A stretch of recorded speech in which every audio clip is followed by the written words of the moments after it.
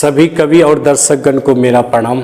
आप देखते होंगे कभी कभी ज़िंदगी जो है थम जाती है किसी के बिछड़ने के बाद, किसी के जुदाई के बाद।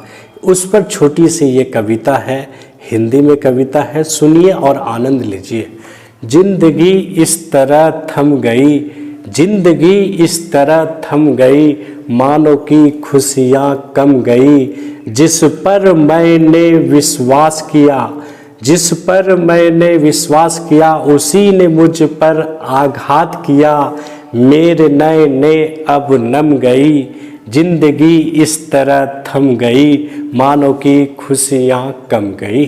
साथ जी ने मरने का वादा किया, साथ जी ने मरने का वादा किया, अकेले छोड़ मुझे आधा किया।